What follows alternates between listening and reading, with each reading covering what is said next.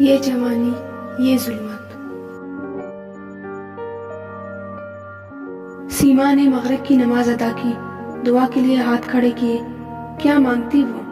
اسے آخر ہو کیا گیا تھا؟ صفدر تو اسے ذرا بھی پسند نہیں تھا، اسی نے تو اسے دھتکار دیا تھا، پھر یہ احساس پیشمانی کیوں؟ خیر، سیما صبر کی دعا مانگ کر اٹھ گئی۔ جائے نماز طے کرتے اس کی نظر سائڈ ٹیبل پر پڑی چوڑیوں پر گئی۔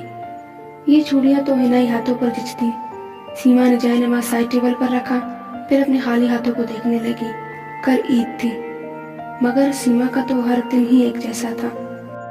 اگر اس روز وہ صفدر کے لیے ہاں کر دیتی تو اس بار اس کی عید پیا کے سنگ ہوتی۔ سیما نے آگے بڑھ کر وہ چوڑیاں اٹھائی اور زور سے اپنی مٹھی میں لی اور دیوار پہ دے ماری۔ وہ لمحہ بھر میں کرچیوں کی شکل اختیار کر گئی، آنکھوں سے آنسو رواتے۔ وہ بیڈ کے پائے سے ٹیک لگا کر بیٹھ گئی، بیڈ کے پائے پر سر ٹکا کر وہ آنسو بہا رہی تھی۔ صبح کی ایک کرن نے سیما کی حواس بیدار کیے۔ سیما نے آنکھیں کھولی، صبح ہو چکی تھی، مگر سیما کے لیے تو ابھی بھی اندھیرا ہی تھا۔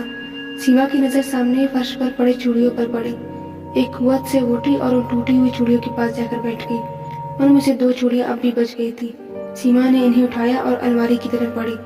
الماری کھولی، اس میں ایک سینگار کا ڈبہ جو لکڑی کا بنا ہوا تھا اسے اٹھا لیا اور اس میں وہ چوڑیاں رکھ دی۔ اس نے خود کو مضبوط بنا لیا تھا۔ اب وہ رونا نہیں چاہتی تھی۔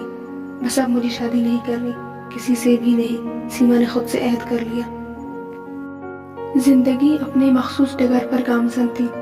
سیما نے بہت اچھے نمبروں سے BS کر لیا۔ اس نے CSS کی تیاریاں شروع کر لی۔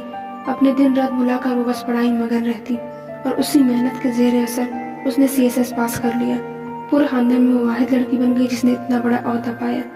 سرمد بھی 3 بچوں کا باپ بن گیا تھا، 2 بیٹیاں اور 1 بیٹا۔ سیما نے اسسٹنٹ کمشنر کی کرسی سنبھال لی۔ آج اسے کوئی خوف نہیں تھا۔ آج کتنے ہی مرد اس کے انڈر کام کر رہے تھے اور اسے میم میم کہتے نہیں تھکتے۔ سیما کا سر فخر سے اونچا ہو گیا تھا۔ اسی دوران اس کے لیے ایک اور رشتہ آیا۔ وہ بزنس مین تھا۔ وقار کی 2 بیویاں پہلے ہی جا چکی تھی، وہ 38 سال کا تھا۔ سیما نے یہ کہہ کر ریجیکٹ کر دیا کہ اب چھوڑے ہوئے مرد ہی اس کے حصے میں آئے ہیں۔ اس وقت تم نے خود ہی اچھے رشتوں سے انکار کیا تھا، اب کوئی کوارا لڑکا تو آئے گا نہیں۔ پروین نے کہا تھا۔ نہ آئے، میں نے آس بھی نہیں لگائی۔ سیما نے وقار کو بھی ریجیکٹ کر دیا۔ ان دنوں موسم میں خاصی خنکی تھی، عجیب اداس بیزار سا موسم تھا۔ سیما جلد ہی چھٹی کر کے گھر آئی تو سرمد کی بیوی ثانیہ نے بتایا کہ پروین ڈرائنگ روم میں کسی مہمان کے ساتھ بیٹھی ہوئی ہے۔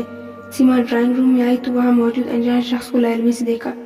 اچھا ہوا سیما تم آ گئی، یہ ہے وقار، پروین نے بتایا۔ سیما نے اسے بے یقینی سے دیکھا۔ اب وہ کیا کہنے آیا تھا؟